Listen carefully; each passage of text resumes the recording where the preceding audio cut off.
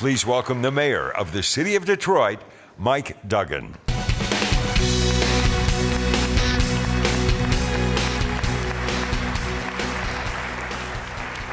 All right, so how many people were at my speech last year? Most of you. All right, well, that's good, because this one will be different.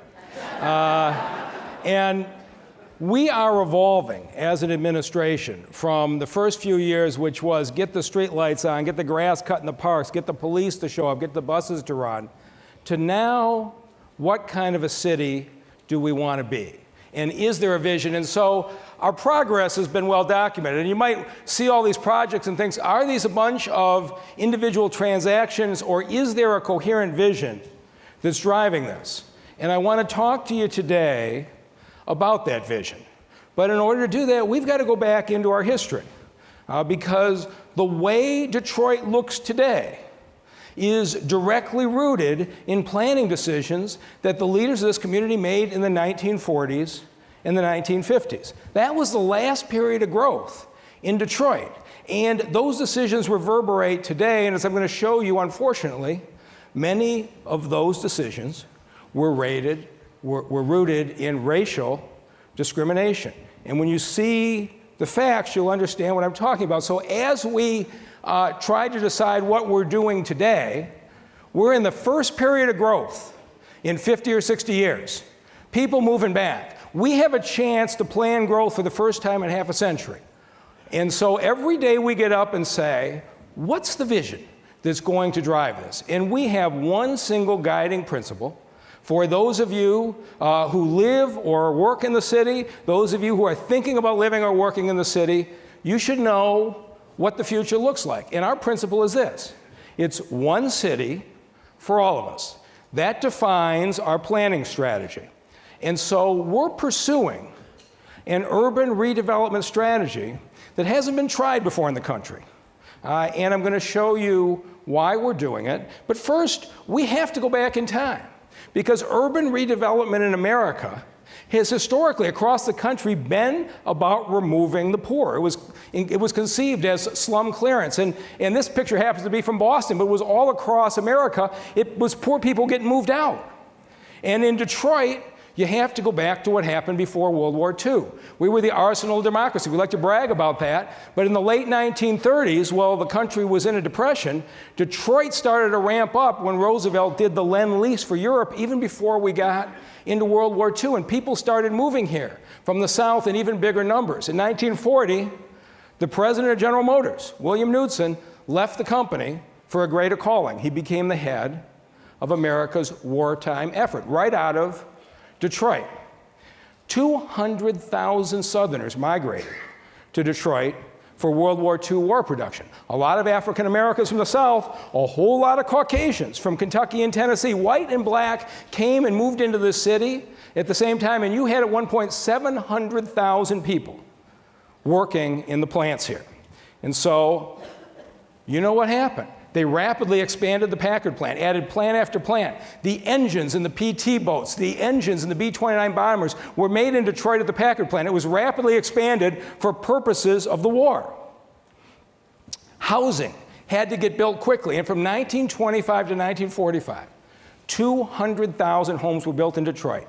They built them all the way to the city border, single-family homes. Couldn't put them up fast enough. No thought to long-term planning. We were trying to win a war. And we were trying to create housing. And so this is an interesting picture that was put out at the time from a group that was trying to deal with the housing problems in Detroit. And each family here represents 10,000 people. And what this shows is between 30 and 40, more people were pouring into Detroit than the expansion of the houses. But once the war effort started as a whole, from 40 to 42, you had 3 times as many people moving in as the housing. But of course, it wasn't equal. The Caucasians coming from the South could live anywhere in the city. But the African Americans were confined to these neighborhoods. And as people poured in, the crowding became enormous in the African American communities. They were going to work every day in the same plant, but living in very different neighborhoods.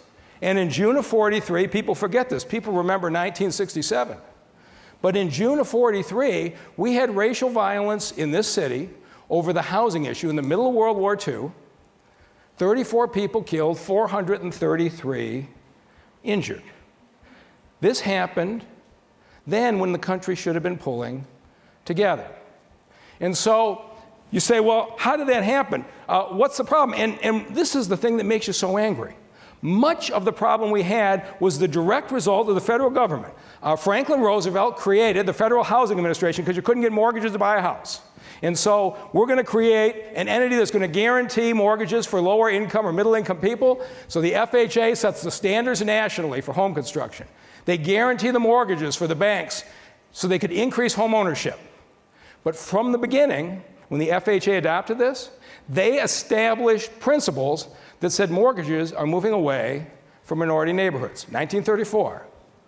And so the term redlining, who here knows where redlining comes from? Right, you hear it all the time, I'm going to show you. It comes from the FHA. These were the FHA mortgage guidelines. You had green zones. A green zone was a new homogeneous area with American business and professional men.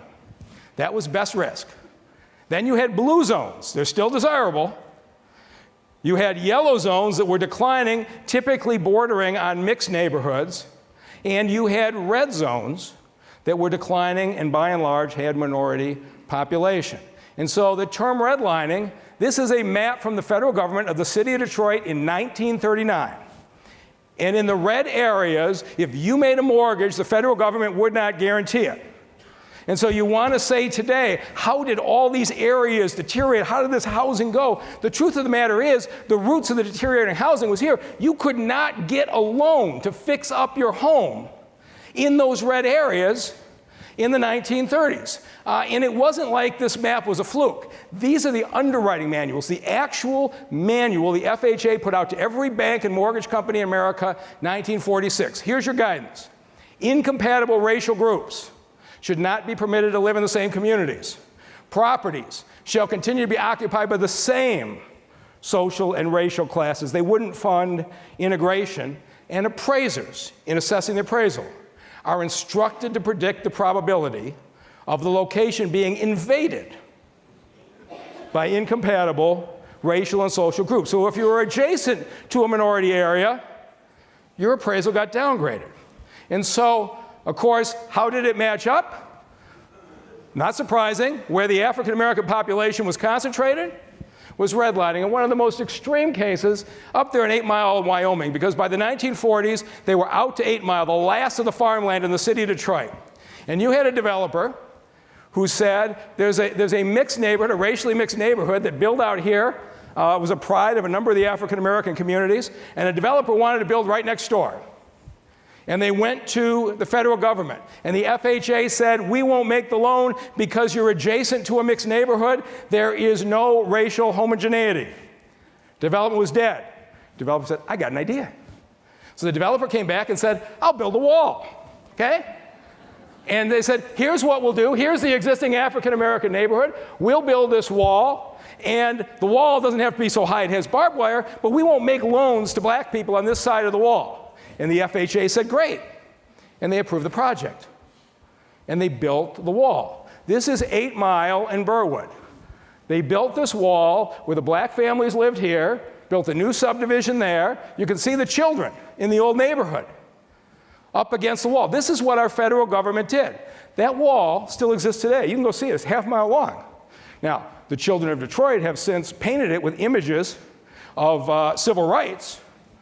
But that wall still exists in the city of Detroit today. These experiences are very much in the conscience of Detroiters, passed down from generation to generation. In many cases, we have folks who still remember them. And so, in 1945, you had a free press operator, a fellow by the name of Orsil McGee, and he wanted to buy a house over here, outside of the boundaries. And most of these neighborhoods were protected by deeds with restrictive covenants. Said an African American cannot buy in this neighborhood. He sued. Thurgood Marshall took the case to the U.S. Supreme Court in a companion case that the lawyers will remember as Shelley versus Kramer. And in 1948, the U.S. Supreme Court struck down restrictive covenants in this country. That historic marker still sits in front of the McGee's house. That's the McGee family there. for African Americans to move into these neighborhoods, they had to go all the way to the US Supreme Court. This is what's in our city's history. And so, as soon as World War II ended, it seems like America forgot Detroit. The new generation of plants were all built on one level. The old plants were built on 5 or 6 levels. The car would go down the assembly line to the 6th floor, come down a freight elevator to the 5th floor. But the next generation, they wanted to spread out all on one floor. Well, of course, the planners in Detroit, in their haste to build the houses, hadn't left any room for that. And so the old plants closed one at a time. The plant that built those PT boats and B-29s was forgotten. No effort made to save the old plants. New shopping mall, that was Northland. People wanted to be in an area with all this parking. There was no room left in Detroit. That's okay. We'll go out to the suburbs. And the US government accelerated this.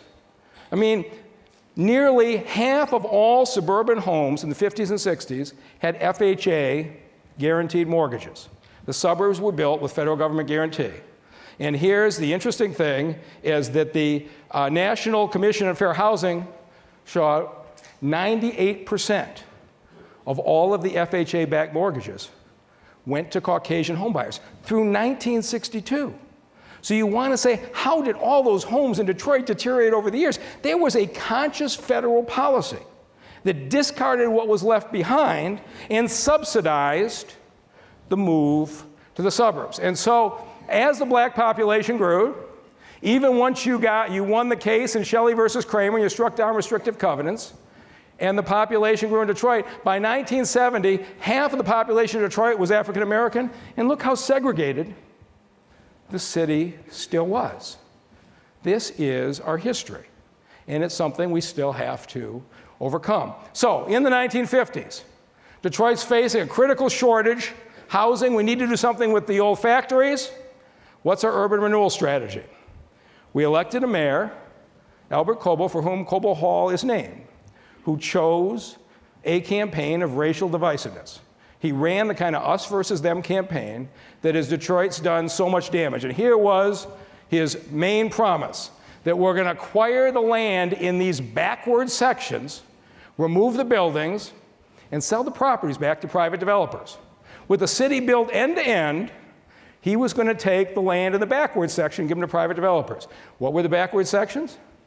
The 2 most intensely populated African American neighborhoods in the city of Detroit. Paradise Valley, which basically ran along where 375 and 75 are now up to Grand Boulevard, and Black Bottom, south of Gratiot, where Lafayette Park is today. Took those areas and said, we're going to turn those over to private developers. At a time people needed a place to go. Well, you had 400 businesses in Paradise Valley, nearly all African American owned. And look, this was Paradise Valley before the announcement, and here's how it looked after they built 375 and wiped out 400 businesses. And went into Black Bottom, where 7,000 families were put out of their homes. And it looked like that when they started, and it looked like that afterwards. And here's the tragic thing. More than 90% of the residents of Black Bottom were tenants. They were renters. Because, of course, they couldn't get mortgages. They were redlined. As tenants, they didn't get any break. They didn't get bought out. The owners of the property got bought out. Many times the owners of the property were not African American. But these 7,000 families were left to go wherever they wanted and just displaced. Many of them migrated over to an African American area over on 12th Street, where violence erupted not too long afterwards. And so Lafayette Park got rebuilt, and the former residents couldn't afford to be there. This is our history. And so when Dr. Martin Luther King gave his first I Have a Dream speech, it was in Detroit at Coble in 1963. And fair housing was a big part of it, because we were at a crossroads in the 50s and 60s. People were starting to move out. We were at a time we needed to act. And you have to look back and you say, okay, I've heard the stories for you, right? Detroit's decline, the violence in 1967, Mayor Coleman Young, that's what drove everybody out. Wayne State issued this report. If current trends continue, Detroit will lose 25% of our population by the end of the decade. You know when they issued that report? March 1963. The seeds of Detroit's decline were rooted in the decisions of the 40s and 50s. And Wayne State recognized it in 1963. But today, that's not kind of the common wisdom. So we said, here's our new thing. What if Detroit had pulled together and said then, one Detroit for all of us, we're going to create space for everybody? How different would Detroit's history? That's the question we're asking. And so now we're at another historic point. For the first time in 50 years, the population is slowing, and I believe is starting to grow. These are the monthly reports that Jerry Anderson and DTE sends me of residential utility hookups. The census data is a year old. This is a month old, and you can see we're seeing growth. Now we have an opportunity to plan for that growth. How are we going to build this city for the next 40 or 50 years? And if we fail again, I don't know if the city can come back. And so you say, well, okay, how does that really relate to Detroit today? You look around the country, and you look at Brooklyn, where nobody 10 years ago could have imagined this, but minorities are being pushed out of Brooklyn in huge numbers with the rapid development. Go over to Washington, D.C., and see what happened. This is the developments going on there. The blue is the African-American concentration of population in Washington, D.C. 20 years ago. And here's how it is today. Look at the number of minorities that have been pushed out by a lack of planning as growth was coming. And so what we are trying to do is say this. Can't happen here, right? Well, we watched this. In 2013, I got a chance to have lunch with a group of seniors. A week later, they had an eviction notice. 127 low-income seniors in downtown Detroit, been in their apartments for 20 years, all got evicted. Why? Because the federal tax credits for low-income housing, and this is the way low-income housing works in this country, it's one of the few things Republicans and Democrats agree on. Rather than building a huge public housing project, the federal government will say, I'll subsidize you the difference between what you could get at the market and what your lower income residents can afford. So if they can afford $600 a month and your market's $900 a month, we'll subsidize $300 a month in tax credits over 30 years. This building, nobody did anything illegal. 30-year tax credits ran out. Owner sold the building. Somebody else bought it. Good day, market rate housing, you guys are out.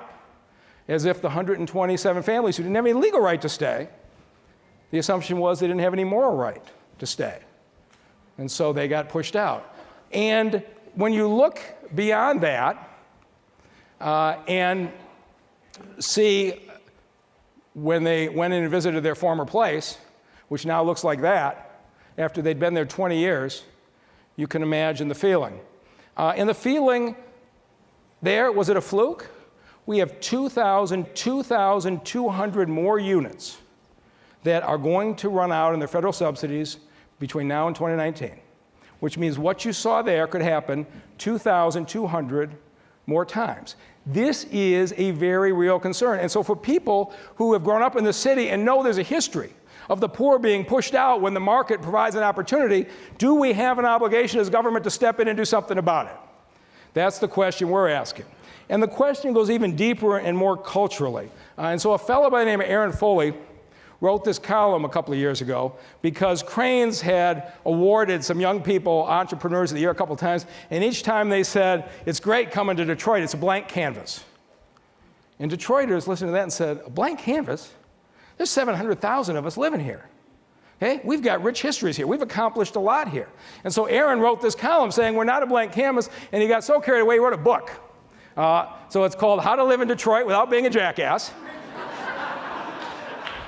And he wrote an entire book to say, you're welcome in our city, but you have to be respectful of those who have been here. And a month ago, he appealed to me. I hired Aaron, and he's now writing the stories for the city of Detroit that come back in the neighborhoods. He's got the kind of edge that I want. So I said, okay. I went and hired two nationally prominent people, Maurice Cox, Arthur Jefferson. I said, I want a clear vision for urban redevelopment that has not been seen in this country. I want a Detroit vision that says we're going to honor the people who have been here.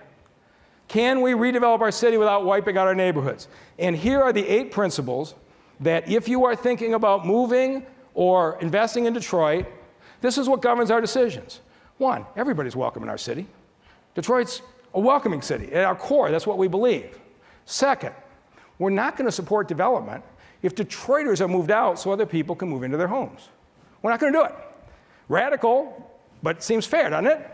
Okay? We're going to fight economic segregation. We're not going to have one area of the city for the rich and one area of the city for the poor. If you want to live in Detroit, people of all incomes should be mixed into all neighborhoods. Blight removal is critical, but we're going to save every single house that we can. We want to build neighborhoods of density where your daily needs can be met within walking distance of your home. Those who stayed are going to have a voice in what happens in their neighborhood. It won't just be the government. We're going to move jobs and businesses as close to the neighbors as possible, and the Detroit Riverfront belongs to everybody. Those are our 8 principles. So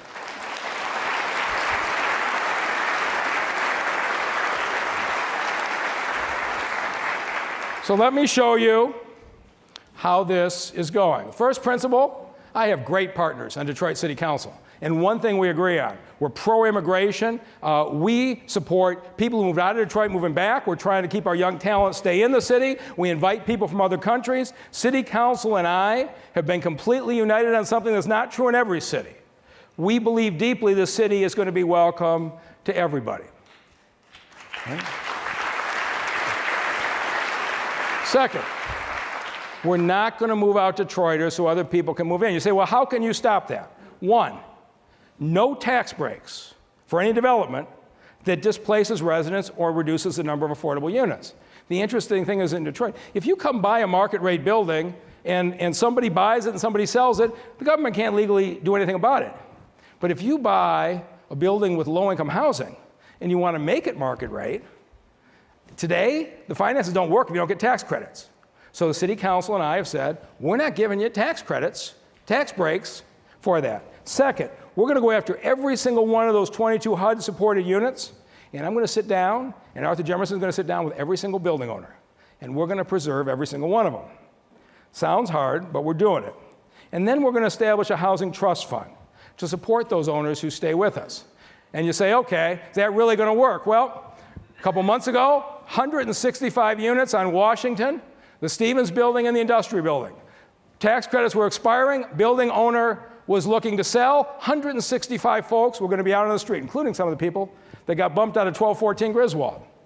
But we sat down with the Roxbury group, worked out a deal, they bought the building, we gave them some support, and they guaranteed 30 years of affordable housing. We can do this, and we can keep people downtown. We reached an agreement with Rivercrest on East Jefferson. 161 affordable units were going to expire. And we aren't just preserving them. This is the kind of quality that we're building, because affordable units typically are people making under $30,000 or under $40,000 a year. And we're doing this in all areas of the city. I know Dennis Archer's sitting there, and he recognizes it because it's right down the street from the Manugian. We are building these kinds of residences and preserving them in all parts of the city. And so now we've already got agreements in place on all those red squares, 1,200 units each case, renovating kitchens, renovating bathrooms, renovating the facades with developers who have agreed to preserve them. This can be done if the city values it. And so we are proving to people, you don't have to move Detroiters out. These developers are making money keeping people here.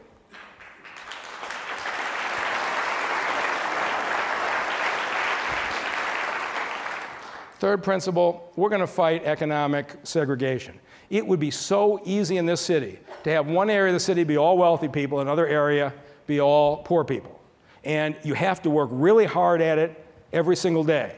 And if you think about the fact that in the middle of this climate, in the middle of people being thrown out on Griswold, in the middle of this sense that things were changing, the voters of Detroit elected me as the mayor. The African-American community voted for me. And I can't tell you what an enormous responsibility that feels like, because people believed that I would deal with this fairly. And this is probably something that I care more about. Here's what we adopted, City Council and the mayor together, that if we give financing to any housing development in any neighborhood, a minimum of 20% of the units have to be guaranteed as affordable.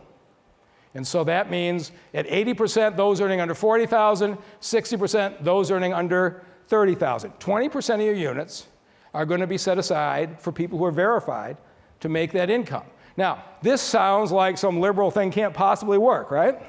I'm not really much into, yes, see, I hear some of you Republicans out there laughing. But I'm not much into ideas that don't work, so let me just show you what happened. So the Strathmore, a building I know well, when I was the Wayne County prosecutor, I seized it from the dope dealers that were dealing out in front of it. And you can see it's 2 blocks down the street from the Detroit Medical Center. It's what it looked like when I took office. And here's how it looks today. In the heart of Midtown, 40% of the units set aside. Richard Barron, major developer from New York. Okay, Orleans Landing, the first new housing built on the riverfront in years. You can't have affordable housing on the riverfront. 20% of these units are set aside as affordable. People of all incomes can work and live on the waterfront. Ducharme Place in Lafayette Park just opened now. 20% affordable units.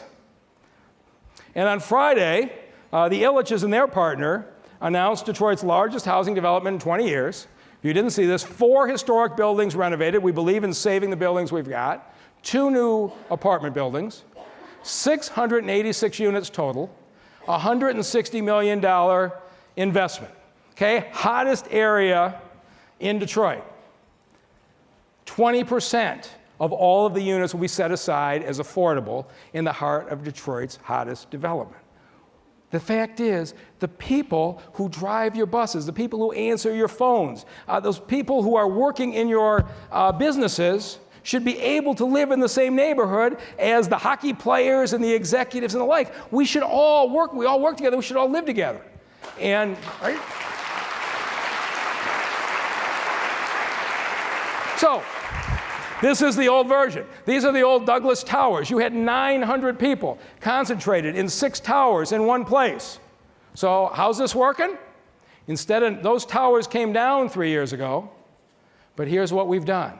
I've got 20 separate projects across the downtown and midtown area, 20 separate projects with 1,000 guaranteed affordable units. Instead of being stuck over here in 6 towers with the poor in one place and everybody else somewhere else, we have spread the affordable housing throughout greater downtown and midtown because this is what we believe as a city. Right? And so, if you want to be in an area where people of all incomes, people of all jobs, people of all backgrounds live together, Detroit is a place to go. If you want to be in a different neighborhood, there's lots of choices in southeastern Michigan. And so we're trying to create an option for people who want to live in this manner. Blight removal is critical, but we have to save every house we can. We got a lot of beautiful houses that we lost in the mortgage crisis in 2008 and 2009. And so I've shown you some of these pictures before. You know what we're doing, right? We sue the owners who abandon their houses. We get an agreement from them to fix them up. Or we take title and sell the houses on the internet. And we only demolish those that can't be saved. And now we're adding another piece, which is we're going to board up every house we're not going to be able to get to in the next year or two to secure all of them. And so we go out, we file these lawsuits, entire neighborhood at once. And we want people to fix up their homes. We don't really want to sue them, but if you walked away from your house, we're not going to tolerate it. And so how has it worked? Well, we set up the website, buildingdetroit.org. We auction 3 houses every single day. When I started it off, people thought it was a gimmick. It's now 3 years. So how's it going? So let me show you the last couple days. This is Friday's auction. We sold this house on Navy for $26,000. We sold this house on Hague for $22,000, and this house for Lyndhurst on it for $1,000. We've got houses going at all price ranges for all types of people. That was Friday. Thursday, one house sold for $16,000. One house sold for $12,000. One house sold for $3,000. These are houses that have been vacant for 3 or 4 years. People are moving in and fixing them up. May 17th was a really good day. This house on Lasser sold for $28,000. This house on Granville sold for $7,600. And this house in Boston Edison, that's not a typo. It sold for $240,000. A vacant house in the city's inventory. Because the rest of Boston Edison is coming back so fast, there's value in these homes. The original idea that you had to roll through the city and knock everything down, it's not true. Property values are coming up and people are moving back in. So this is what we've done in 3 years. 3,000 houses that were vacant 3 years ago are occupied today, either rehabbed by the owner or sold by us. Look at that. 3,000 houses have somebody living in them.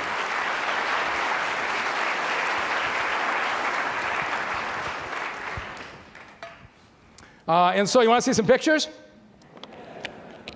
This is always my favorite. So this is Quincy when we sued on it, and that's Quincy today. Okay. Yorkshire, when we filed that lawsuit, the same house today. This is what we're doing 3,000 times. People thought Detroit had no future. Look at that one. Can you believe people walked away from these houses? In the Fitzgerald neighborhood, which I'm going to talk about in a minute, here's how it looks today. When you take out the burned out houses on the block, people will buy the other houses. But of course, it does mean taking out the burned out houses. And we're knocking them down at a rate of 4,000 a year, 4 times faster than any other major U.S. city. In fact, the state of Ohio is in second place. They take down 1,000 a year. And so we have all the money we need for the next 2 years to take down the houses because of federal funding effort that Debbie Stabenow helped lead. And Debbie, you'll be really glad to know that the SIGTARP federal audit report that came out in April showed for the last half of last year, Detroit had the lowest cost per house demolition of any major city in America. So we're learning. So Debbie was defending me when our prices were a little higher. But we've gained a great deal of experience. We're now the fastest and the cheapest. But even at $4,000 or $5,000 a year, we still have a lot of work to do. 12,000 houses in the last 3 years. It's staggering what we've done. And here's what happens. It isn't just to knock down. So this was a street on Marygrove. Every one of these houses was beyond saving. We cleared them all out. And you say, well, why did you do that? Well, we just had a house sell in Marygrove in a private sale for $110,000. 3 years ago, that neighborhood, you couldn't give the house away. And now the market is starting to work. So we had 40,000 houses when I started in May. And here's what we've done. 15,000 are resolved, 25,000 to go. And the magnitude, let's think about this. The city of Dearborn has 30,000 houses total. Imagine if every house in Dearborn was abandoned and vacant. That still wouldn't tell you the magnitude of what we're dealing with. But of the 15,000 we took down, 12,000 were demolished, 3,000 got reoccupied. We've got 25,000 left. We can't get to them fast enough. I can't say to people, wait another 5 years. And so in August, we're launching board-up brigades. We're going to go into the neighborhoods we're not going to get to for a year or so on demolition. And we are going to go through and board up every single house. So our plan over the next 2 years is we're going to rehab another 5,000, we're going to demolish another 9,000, and we're going to board up the remaining 11,000 so that 2 years from now, every single vacant house in Detroit is secure one way or another. Principle 5, we got to build neighborhoods of density. If you want to live in a neighborhood with 2,500 square foot colonials and a cul-de-sac, you got lots of good choices in the suburbs. And I lived in the suburbs. Life it's a different life. You need a gallon of milk, you get in your car, you drive up to the strip mall. You want a cup of coffee, you get in your car, you drive up to the Starbucks. It is a different lifestyle. We're not going to compete with the suburbs building duplicate subdivisions. But what if we built neighborhoods where there was so much density that your daily needs can be met within walking distance of your home? And Dave Blaskowitz and the Strategic Neighborhood Fund, with the help of J.P. Morgan Chase and a whole lot of foundations, signed up for this. They said, let's pick some neighborhoods where we renovate and occupy every salvageable house, that we invest in other houses to add on to the density, that we build streetscape improvements to create the walkable community, and then we get businesses to fill them in. Can we build walkable neighborhoods that will be a different experience than you can get in the suburbs? So we targeted these 3 neighborhoods. Many of the foundations lined up $30 million in investment, and we started in the Fitzgerald neighborhood. And if you haven't been following this, it's going to be fascinating to see. So here's Marygrove College over on McNichols. Here's UD Mercy. And here's the Fitzgerald neighborhood in between. In this neighborhood, you've got 600 families still living in houses, 100 vacant houses in good shape, and 300 vacant lots. We said, let's go build a neighborhood of density. Because we've got Marygrove over here, we got a great Bagley neighborhood to the north. And so here's what we've done. We said in the first phase, we're going to take all 115 houses and rehabilitate them. And we've got a contractor who's doing it. We're going to demolish the 16 we can't save. The city owns all the vacant lots. We're going to clear them and actually create a park right in the middle of the area. We are able to do this with $4 million of subsidy. $2.5 million from HUD and $1.5 million from private philanthropy. And then in the second phase, we're going to develop the commercial strip on Livernois and McNichols and the streetscape. So what does this look like? Could we actually do this? It's happening now. This is the neighborhood. The houses depicted in white are occupied. The houses depicted in blue are going to be renovated. This is the central park that's going to be built into the center of the neighborhood. And this is the walkway that's going to run through the neighborhood. We're taking our vacant lots and turning them into things of beauty, either gardens or flowers and the like. And then we've got the funding already from the extra money you're paying in gas taxes and license fees, and McNichols is going to be improved to look like that. And so we'll build the streetscapes, all right? West Village over near Belle Isle, same kind of thing. So you got a number of housing projects going. This is the second area. This is the way Agnes looked just a couple years ago. This is the commercial corridor today. This isn't a model. This is what's happened. We built a walkable neighborhood with the help of a number of the foundations, Kresge and the like, new housing being built to add density into the area, and we are finding that people are moving in. So we're going to start with those first three, but now we're going to expand to 7 others. And so when people come to us and say, I want to invest in the city, we're prepared to say, we have a place where you can come. And this was one of the meetings at Fitzgerald. We had 40 separate meetings because we're saying to people, if you stayed, you should have a voice in the way your neighborhood's rebuilt. And everything you saw in the Fitzgerald design came out of the 40 meetings with the neighbors who said, I want a park in the middle. I want a bike walkway through my neighborhood. And we are going through neighborhood after neighborhood, and it's a very different kind of planning. The people who stayed plan their future. And we're giving them control of their immediate surroundings. So I've said to them, if you have been taking care of the lot next door, you want to buy the lot next door, you can buy it for $100. In the 4 years before I got here, 200 people bought the side lot next to their house. These are folks from the side lot fairs. They all want to get their picture taken with their deed because they walk in with $100, they walk out with the deed an hour later. And here's what they do with the properties. Okay? They can enlarge the properties. They've been cutting the grass in these houses for years. They put in little gardens. This fella turned it into a neighborhood park with a barbecue. People are taking control of their own neighborhood. 7,000 people have bought side lots in the last 3 years. Those who stayed.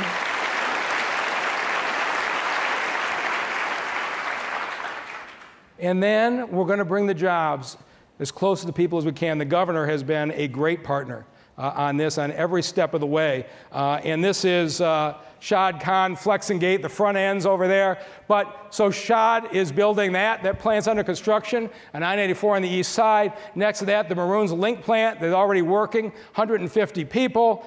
Down here is Sakti. They make parts for Ford cars with 500 people. The old Southwestern High School. Olmo, the Lightweight Metal Institute over in Corktown. You've got Andra Rush's operations employing 1,000 people. Makes Ford parts out at Southfield. And GAA just announced their global headquarters of 1,600 people, but they're going to be basing it right there. But you can see what we're doing. We're attracting people closer to the neighborhoods where people live. And then Motor City Match, $500,000 in competition every single quarter. We get 300 to 400 people compete for the 10 folks who manage to win every quarter. $3.4 million in grants have leveraged $20 million in new investment. This is philanthropy that has funded these things. 78% have been minority-owned business. And when you couple that with what Dan Gilbert has done in very aggressively recruiting African-American-owned tenants for his buildings, and you look at what Kellogg and J.P. Morgan Chase have done with a $6.5 million Entrepreneur Color Fund, you look at, these are the 17 businesses that have already opened, and then these are the 20 more under construction, and these are the 56 in the planning process, and look how many of them match up into our planning zone. So you can see what we're doing. We're trying to drive the businesses. We give them extra points if they go into the zones of density where we're creating walkable neighborhoods. We're actually thinking this stuff all through. Right? How about that? Government with a strategy. So, last principle, something Detroit took about 300 years to learn. The riverfront belongs to everybody. So we all know Detroit started off on the riverfront as an industrial site. That's the way it looked 10 years ago because of the efforts of everybody connected with the Detroit Riverfront Conservancy. Here's how it looks today. We're starting to reclaim it. And that's the foot of Belle Isle. And Governor Snyder was critical in helping us with that. This is kind of interesting because when I got here, there was a plan to build 2 new waterfront developments that came out almost to the river. And they were in place 10 years ago. They fell through because of the economy in 2008. And these buildings would have come out here, so the wealthy could come all the way out here and have a great view of the water. Our planning departments said, no, we're not doing that. We're going to hold that back and save that for the public. And on the new plans that have just been adopted, the development is pushed back. And the riverfront. Now, here's the interesting thing. When you do that, and you have development here, development here, development here, and you can layer it back to Jefferson higher and higher by creating all that space for the public, there's actually more demand for developers to build up in a tiered fashion. We think it's going to be even better, and we're going to connect the Riverfront all the way to Belle Isle, and then we're going to connect Bikeways to the north so that the riverfront becomes accessible to kids in neighborhoods who can get there through protected bikeways, so the riverfront is open to everybody. You can see what we're trying to do. And so there is going to be a lot of conversation in Detroit about equity and inclusiveness. And I want you to understand, this is something we believe deeply in. But everything I've shown you there, business people are making money. And here's the most interesting thing of all. Property values. Here are the home sales prices last year versus the first year I started, so over 3 years. The dark green, the home sale prices have grown more than 50% in the last 3 years. Look how much of the city the home sale prices are up more than 50%. If you listen to the media, you would think everything is in downtown and Midtown and nothing's happening in the neighborhood. But in the neighborhoods, they know that the great majority of the neighborhoods have seen home improvements of more than 50% in the property values. What we're doing is working. We got a ways to go. I got to get rid of that red area over there in East English Village. I'm on it. I hear from those neighbors all the time, and we'll get there. And last week we had a house in East English Village sell for $200,000. So next year I'm going to stand here, and hopefully that's going to be better. So one last thought when you think about how far we've come. Last year, SEMCOG showed something you hadn't seen very often. 1,000 new homes in Detroit, double the next highest city. But think about this. With the announcement the Ilitch has made, one project in a 6-block area, 686 units, that one project would be bigger than any other city in Michigan, at least in southeastern Michigan. And so we're heading the right direction. For those of you who are thinking about joining us, if you believe in rebuilding a city where everybody is valued, those who stayed are respected and protected, and you build on, we'd love to have you come join us, because as the astronaut found the difference in Detroit from 3 years ago, you can even see from outer space. Thank you all very much. Joining Mayor Duggan on stage, please welcome the host of WJR News Talk 760 AM, Paul W. Smith. Thank you. Good. Sorry, I cut into your time. No, yeah, I'm not worried about that. Look at this, standing ovation. Very nice. Hello, Mr. Lepp. I'll tell you what we've just seen and experienced is something that a lot of us didn't know. We've heard so many times about the city, everything's happening in the city of Detroit. What about the neighborhoods? By the way, I've been calling the city of Detroit one of our neighborhoods, because it is. You can't find an apartment now, it's so good, and there's so many more to be built by the Ilitches and others. So that city's doing well, but now we see that all the cities are doing well. But we've also noticed something that's one of the pillars that Sandy, Tammy, Wendy, and Beverly back there, the people I worked with, and by the way, haven't they done a nice job here for the chamber? I mean, just an incredible job. one of the pillars is restoring civility in American politics. You don't hear this enough, but we do hear it in Detroit and the state of Michigan.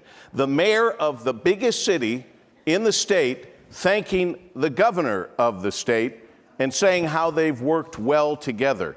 And I hope that this is a sign to other politicians who will understand that when they work together, more gets done. And when it gets done, it's getting done for us. So I salute you, Governor and Mr. Mayor. Thank you.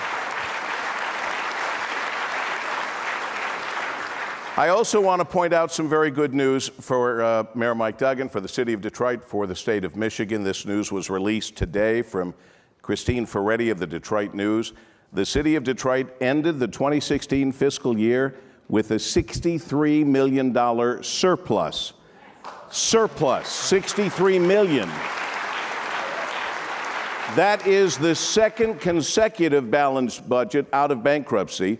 This is going to help us, I would assume, with a better bond market standing and a path out of financial oversight. Right. I think that's the key point. And we're putting a significant amount of that into the pension fund to make sure that the money's there for our retirees. But our next fiscal year ends this June 30th. If we finish this next year with a balanced budget, we are out of state oversight. For all those people who said once Detroit's out of bankruptcy, they'll go right back to the same patterns. What you've seen out of this mayor and this council is a financially responsible organization, and I know the governor is going to be as happy as I am when state oversight to the city of Detroit ends.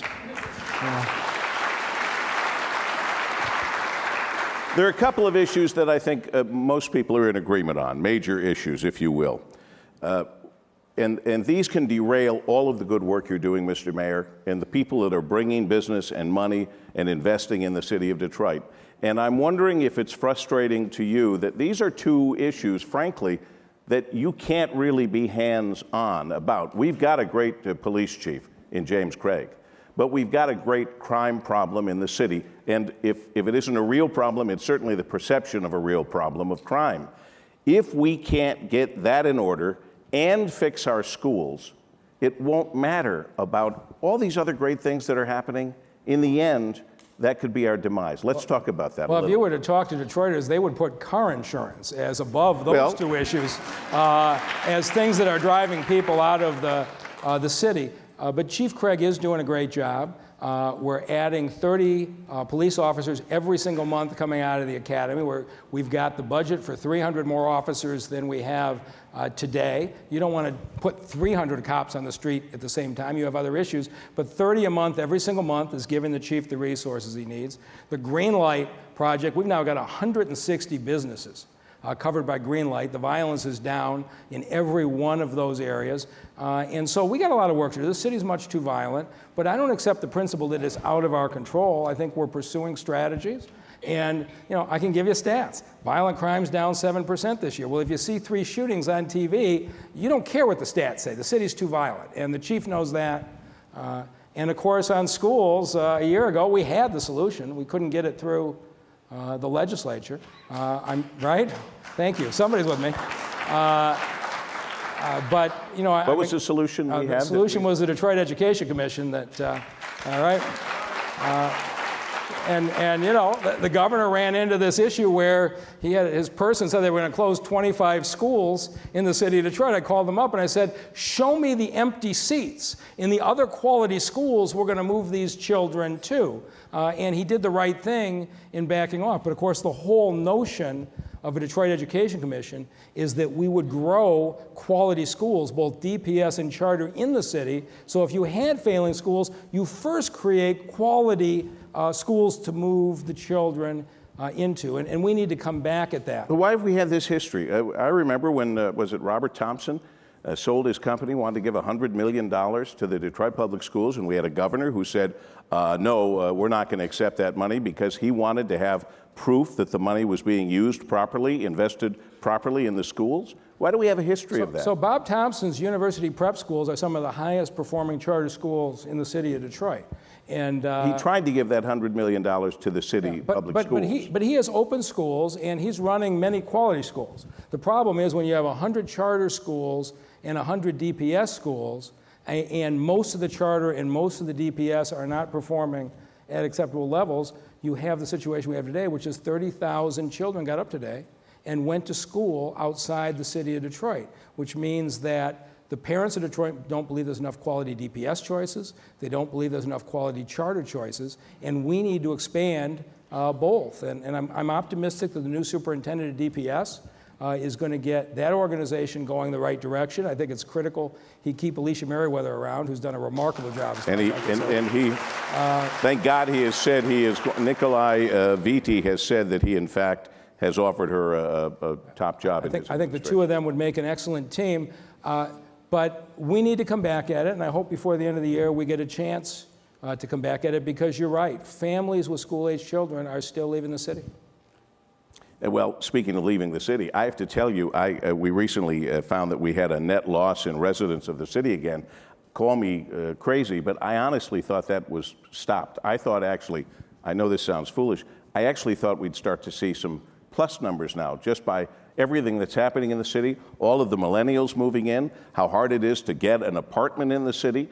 Were you a little bit surprised those numbers still went down? I think the numbers were accurate. Of course, it was the smallest drop in 60 years. The DTE, they're a year old now, and the DTE numbers suggest we're growing at this point. But one of the things that we are seeing happening is parents with 2 and 3 children are moving out, and 1 and 2 member families are moving into those houses. So we have more occupied units, which is a step.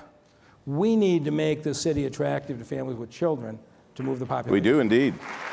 The millennials are going to be having kids. They're going to need the schools. They're going to want to feel safe. And we want everybody to stay. And it's not just the millennials. There's a whole lot of other families with kids. Sure, absolutely. Who have left the city already, and it's something we got to get to. What's the most frustrating part of your job? You know, I really don't get frustrated. Now, my staff probably doesn't feel that way. But you know, there was a period of time there where we couldn't hit the damn ambulance response time numbers. We couldn't get the parks cut on time. And it wasn't a lot of fun working for me that first year. Now I think the management team is just doing a phenomenal job, and they're delivering service in a really special way. And when I can go to a guy who has cut all 275 parks, Brad Dick, and say to him, look, I need you to board up 12,000 houses in the next 2 years, and he comes back a month later with a whole plan and starts hiring people, you say, we've hit a different level. I really think I've got great people working for the city of Detroit today, and I think they're really committed to what they're doing. Ladies and gentlemen, Mayor Mike Duggan, doing a great job for the city of Detroit. Thank you. Thank you.